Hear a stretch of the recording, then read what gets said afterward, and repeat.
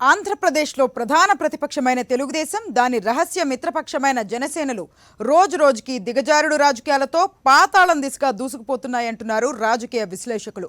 TDP జాతీయ అధ్యక్షుడిగా చంద్రబాబు నాయుడు ఏపీలో ప్రభుత్వంపై విషం చిమ్మడమే ఎజెండాగా రాజకీయాలు చేస్తున్నారు. తనతో పాటు జనసేనాని చేత అవే రాజకీయాలు చేయిస్తున్నారు. ఈ జుగల్బందీని 2024 ఎన్నికల్లోనూ కొనసాగించాలని పవన్ కళ్యాణ్ ముచ్చటపడుతున్నారు. అయితే ఇప్పటికే తమ లవ్లో ఉన్న జనసేన ఇప్పుడు టీడీపీకి కన్నుగొట్టడంతో కమలనాథులు విస్తుపోతున్నారు. ఒక సిద్ధాంతం కానీ, విలువలు కానీ, నైతికత కానీ లేకుండా టీడీపీ జనసేనలు రాజకీయం చేస్తూ ఉండటాన్ని పాలకపక్షమైన వైఎస్ఆర్ కాంగ్రెస్ తప్పుపడుతోంది. బాబ్స్ అండ్ పవన్స్, దీనిపైనే ఇవాల్టి మ్యాగజైన్ స్టోరీ. ఆంధ్రప్రదేశ్లో వచ్చే ఎన్నికల్లో ప్రభుత్వ వ్యతిరేక ఓటు చీలడానికి వీల్లేదంతే. తెలంగాణలో మాత్రం ప్రభుత్వ వ్యతిరేక ఓటును వీలైనంతగా చీల్చిపారేయాలి. ఆంధ్రప్రదేశ్లో ఏ సమస్య లేకపోయినా రచ్చరచ్చ చేసి రాద్ధాంతం చేసేయాలి. తెలంగాణలో ఎన్ని సమస్యలున్నా నోట్లో నాలికే లేనట్టు నిశ్శబ్దంగా ఉండిపోవాలి.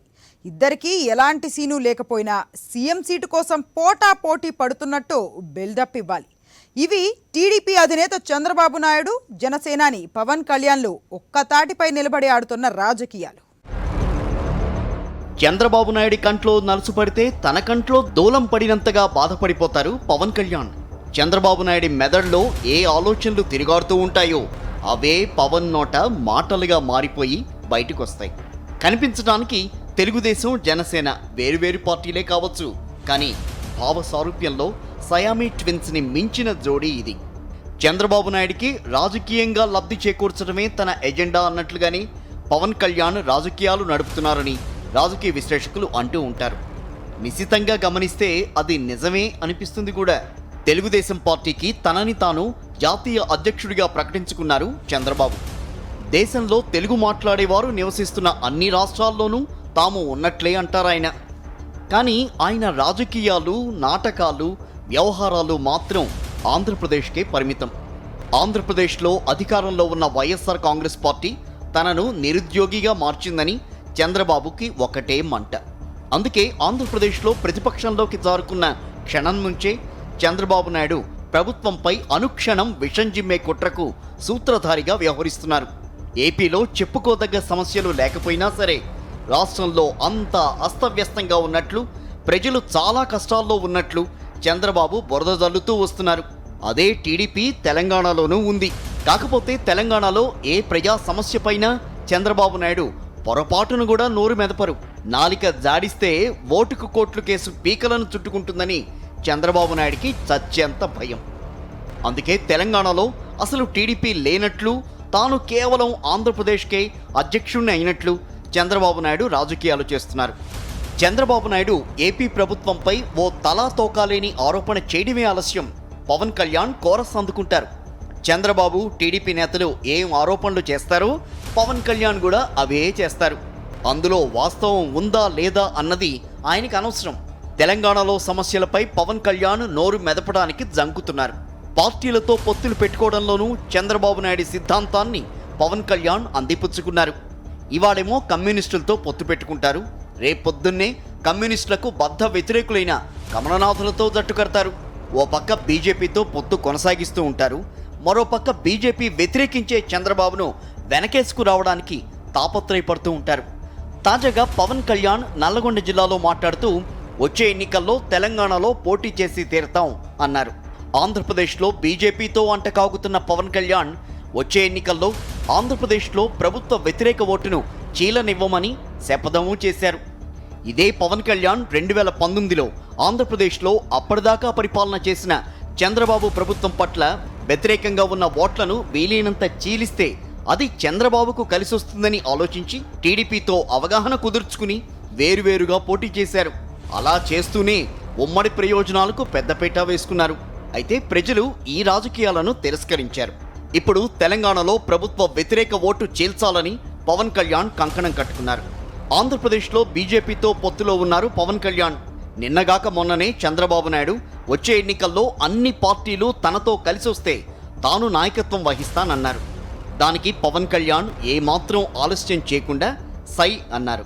ఒక పక్క ఏపీ బీజేపీ నేతలు చంద్రబాబు వంటి అవినీతి పరుడితో జట్టు కట్టే ప్రసక్తే లేదని తేల్చి చెప్పినా దాని మిత్రపక్షమైన జనసేన మాత్రం టీడీపీతో జట్టు కట్టడానికి ఆసక్తి కనబరుస్తోంది. అవసరమైతే బీజేపీ అగ్రనేతలను ఒప్పించి టీడీపీ బీజేపీ మధ్య పొత్తు కుదురుస్తానని కూడా పవన్ కళ్యాణ్ ప్రకటన చేశారు. ఆంధ్రప్రదేశ్లో బీజేపీతో కలిసుండి తెలంగాణలో బీజేపీని దెబ్బతీసే వ్యూహాలతో పవన్ కళ్యాణ్ రాజకీయాలు చేస్తున్నారని తెలంగాణ బీజేపీ నేతలు గుసగుసలాడుకుంటున్నారు. ఏపీలో ఏ సమస్య లేకపోయినా కౌలు రైతులకు భరోసా పేరుతో పవన్ కళ్యాణ్ తిరుగుతున్నారు. తెలంగాణలో ధాన్యం కొనుగోళ్లు లేక రైతులు ఆందోళన బాట పట్టినప్పుడు పవన్ కళ్యాణ్ కిక్కురుమనలేదు. తెలంగాణ రైతుల సమస్యే కాదన్నట్టుగా మౌనంగా ఉండిపోయారు. టీడీపీ జాతీయ అధ్యక్షుడు, తెలంగాణ రాజధాని నివాసైన చంద్రబాబు నాయుడు సైతం ఈ అంశంపై నోరు మెదపలేదు. ఇదే చంద్రబాబు నాయుడు ఆంధ్రప్రదేశ్లో రైతులు అష్టకష్టాలు పడిపోతున్నారు అంటూ గగ్గోలు పెడుతున్నారు.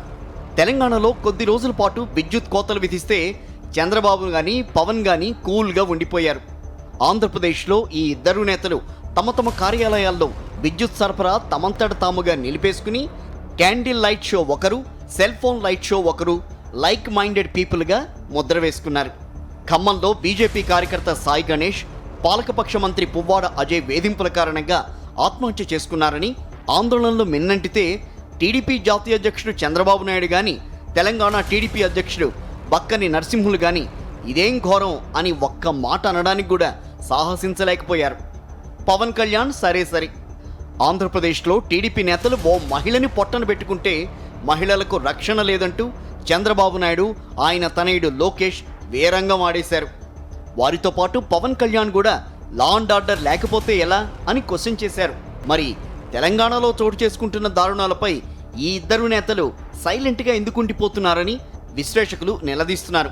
అయితే ఇక్కడ విషయం ఏమిటంటే చంద్రబాబు నాయుడికి తన రాజకీయ భవిష్యత్తుపై ఇప్పటికే స్పష్టత వచ్చేసిందని అంటున్నారు పాలకపక్ష నేతలు. 2024 ఎన్నికల్లోనూ టీడీపీ అధికారంలోకి వచ్చే అవకాశాలు ఏమాత్రం లేవని తేలిపోవడం వల్లనే చంద్రబాబు నాయుడు క్షుద్ర రాజకీయాలకు తెరలేపుతూ అందులో పవన్ కళ్యాణ్కి కొంచెం వాటా ఇస్తున్నారని వైఎస్ఆర్ కాంగ్రెస్ నేతలు ఆరోపిస్తున్నారు. చంద్రబాబు నాయుడు ముఖ్యమంత్రిగా ఉన్నప్పుడు ఏ ప్రజా సమస్యపైన పవన్ కళ్యాణ్ నోరు మెదపలేదు. వైఎస్ జగన్మోహన్ రెడ్డి ముఖ్యమంత్రి కాగానే పవన్ కళ్యాణ్ తీవ్ర అసహనానికి లోనైపోతున్నారు. 2019 ఎన్నికల్లో వైఎస్ జగన్మోహన్ రెడ్డిని ముఖ్యమంత్రిని కానివ్వను అని కామెడీ యాక్టర్ ఎంఎస్ నారాయణ లాగా 3 సార్లు రిపీట్ చేసిన పవన్ కళ్యాణ్ ఇది నా శాసనం అన్నారు. తీరా చూస్తే ఆయన శాసనాన్ని ఏపీ ప్రజలు ఎడంకాలితో తన్ని పారేశారు. ఆ క్రమంలో ఎందుకైనా మంచిదని 2 నియోజకవర్గాల్లో పోటీ చేసిన పవన్ కళ్యాణ్ను 2 చోట్ల ఓడించారు ప్రజలు. రాజకీయాల్లో మార్పులు తీసుకొస్తానని పదే చెప్పిన పవన్ కళ్యాణ్ తాను పోటీ చేసిన నియోజకవర్గాల్లో ఓటర్లకు డబ్బులు కూడా పంచిపెట్టించినా ప్రయోజనం లేకపోయిందని స్థానిక జన సైనికులు అప్పట్లోనే తీవ్ర ఆవేదన వ్యక్తం చేసిన సంగతి తెలిసిందే. ఇప్పుడు పవన్ కళ్యాణ్ మరో శపథం చేశారు. ఆంధ్రప్రదేశ్లో ప్రభుత్వ వ్యతిరేక ఓటు చీలనివ్వను అని పవన్ ప్రతిజ్ఞ చేశారు. రాజకీయ పార్టీ పెట్టిన పవన్ కళ్యాణ్ తాను అధికారంలోకి రావాలని ఆకాంక్షిస్తే అర్థం ఉంది. ముఖ్యమంత్రి తానే కావాలనుకోవడంలోనూ న్యాయం ఉంది. కానీ ఫలానా పార్టీని గెలవనివ్వను అనడంలో ఏం రాజకీయం ఉందని అంటున్నారు రాజకీయ పండితులు. తాము అధికారంలోకి వస్తే అది చేస్తాం ఇది చేస్తాం అని పవన్ కళ్యాణ్ పదే హామీలు ఇస్తున్నారు. అది కూడా మంచిదే. అయితే ఆయన ముఖ్యమంత్రి కావాలంటే ఏం చేయాలి? రాష్ట్రంలో మెజార్టీ సీట్లలో జనసేనను గెలిపించుకోవాలి. మరి పవన్ కళ్యాణ్ ఏం చేయదలుచుకున్నారు? టీడీపీతో పొత్తు పెట్టుకుంటే చంద్రబాబు నాయుడు పవన్కి ఎన్ని స్థానాలు కేటాయిస్తారు? కేటాయించిన సీట్లలో పవన్ ఎన్ని గెలుస్తారు? ఒకవేళ గుర్రం ఎగరావచ్చని పాట పాడుకున్నా పార్టీలకు 4 సీట్లు వస్తే ముఖ్యమంత్రి పదవిని పవన్ కళ్యాణ్కి ఇచ్చేసి చంద్రబాబు నాయుడు హిమాలయాలకు వెళ్లి తపస్సు చేసుకుంటారా అని వైఎస్ఆర్ కాంగ్రెస్ నేతలు ప్రశ్నిస్తున్నారు. పవన్ని వాడుకుని రాజకీయంగా లాభపడాలని చంద్రబాబు భావిస్తున్నారు అన్నది బహిరంగ రహస్యం. ఈ మర్మం అర్థం చేసుకోకుండా పవన్ కళ్యాణ్ చంద్రబాబును ముఖ్యమంత్రిని చేయడమే జనసేన లక్ష్యం అనుకున్నట్లుగా వ్యవహరిస్తున్నారన్న ఆరోపణలున్నాయి. ఓ పక్కేమో జనసేన కార్యకర్తలు పవన్ కళ్యాణ్తో పాటు మెగా ఫ్యామిలీ అభిమానులు కూడా టీడీపీతో పొత్తు పెట్టుకోవాలి అంటే పవన్ కళ్యాణ్ని ముఖ్యమంత్రి అభ్యర్థిగా ప్రకటించాల్సిందే అని స్పష్టం చేస్తున్నారు. చిరంజీవి, పవన్, రామ్ చరణ్ అభిమానుల తాజా సమావేశంలో పవన్ కళ్యాణే ముఖ్యమంత్రి అని, అంతకంటే వేరే ప్రత్యామ్నాయానికి ఒప్పుకునేదే లేదని తెగేసి చెప్పారు. అభిమానులేమో పవన్ సీఎం కావాలని అనుకుంటూ ఉంటే పవన్ కళ్యాణ్ మాత్రం చంద్రబాబు సీఎం కావాలనుకుంటున్నట్టు వ్యవహరిస్తున్నారని అంటున్నారు. ఇక ఇంతవరకు బీజేపీతో పొత్తులో ఉన్న పవన్ కళ్యాణ్ రేపు బీజేపీ నాయకత్వం టీడీపీతో పొత్తుకు ఒప్పుకోకపోతే పవన్ బీజేపీకి విడాకులిచ్చి చంద్రబాబు నాయుడుతో జట్టు కట్టడం ఖాయమని టీడీపీ సీనియర్లు ధీమాగా ఉన్నారు. జనసేనలోనూ ముఖ్య నేతల అభిప్రాయం ఇలాగే ఉంది. 2014 తరహాలో టీడీపీ బీజేపీ జనసేన బంధాన్ని రిపీట్ చేయాలని పవన్ అనుకుంటున్నారు. అది కుదరకపోతే టీడీపీతోనే ముందుకు సాగాలని ఆయన ఇప్పటికే నిర్ణయానికి వచ్చేశారని రాజకీయ పండితుల అంచనా. చంద్రబాబు తానా అంటే పవన్ కళ్యాణ్ తందానా అంటున్నారు. ఇద్దరూ కలిసి లేనిది ఉన్నట్టు ఉన్నది లేనట్టు ప్రజలను భ్రమలో ఉంచడానికి విశ్వ ప్రయత్నాలు చేస్తున్నారు. అయితే ప్రజలు ఇద్దరిని ఓరకంట గమనిస్తూనే ఉన్నారు.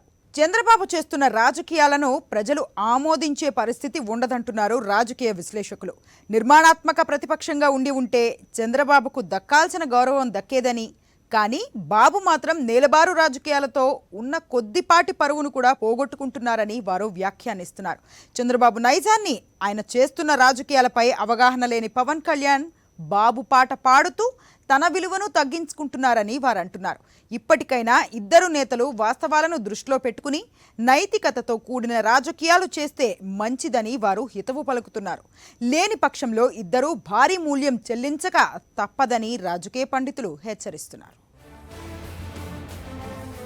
తెలుగుదేశం పార్టీ అధినేత చంద్రబాబు నాయుడు చాలా చిత్రంగానూ వింతగానూ ఉంటారని రాజకీయ విశ్లేషకులు అంటున్నారు. టీడీపీకి జాతీయ అధ్యక్షుడని చెప్పుకునే చంద్రబాబు నాయుడు కేంద్ర ప్రభుత్వ తప్పుడు విధానాలపై కానీ, తెలంగాణలోని ప్రజా సమస్యలపై కానీ నోరు మెదపడం లేదని సీనియర్ జర్నలిస్ట్ యాదగిరి రెడ్డి అంటున్నారు. చంద్రబాబు నాయుడు గారి వైఖరి చాలా చిత్రంగా ఉంటుంది. ఆయన తమ్మిని బమ్మిని చేయడంలో ఆయనకు మించిన ఘనపాటి రాజకీయ నాయకుడు ఈ దేశంలో ఉంటారని నేనైతే అనుకోను. మరి ముఖ్యంగా ఈ మధ్య కాలంలో ఆంధ్రప్రదేశ్లో జరుగుతున్న పరిణామాలను ఒకసారి గమనించి చూడండి.